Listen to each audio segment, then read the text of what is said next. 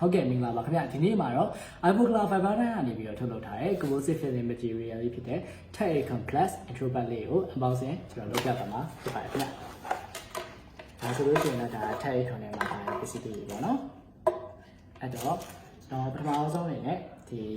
Composite တွေတစ်ချက်ပြချင်တယ်ဒီ Composite တွေမှာဆိုလို့ရှိရင်เนาะဒါ intro လေးထဲမှာပါတဲ့ Composite ပေါ့เนาะသူက packable Composite 4 gram နှစ်ချောင်းပါဝင်တယ် color shade အနေနဲ့ကတော့ကျွန်တော် A2 ရယ်နောက်ပြီးရှင် A2 တစ်ချောင်း A3 တစ်ချောင်းအဲ့လိုမျိုးပါဝင်တာဖြစ်ပါတယ်ခင်ဗျ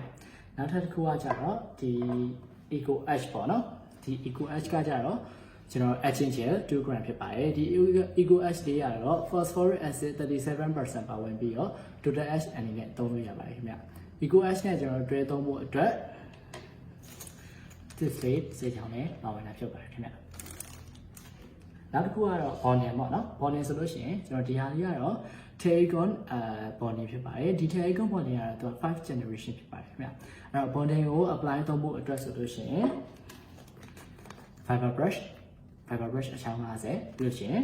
brush holder တခုကျွန်တော်ပါဝင်မှာဖြစ်ပါတယ်ဒီ fiber brush နဲ့ brush holder တွေက posterior မှာရော anterior မှာပါအလွယ်တကူ apply လုပ်နိုင်မှာဖြစ်ပါတယ်အဲ့တော့ကျွန်တော်တို့ဒီ Te-Econom composite တွေကို composite တည်တောက်ဝယ်ယူလဲရပါတယ်ဒါပေမဲ့အကောင်းဆုံး recommend ပေးချင်တာကတော့ဒီလို package လိုက်ဝယ်ပြီးတော့သုံးတာပို့ပြီးတော့ကောင်းတယ်ပေါ့နော် composite ရဲ့ quality ကိုအချင်းချင်းရယ်ပြီးလို့ရှိရင်ဒီ bonding တွေက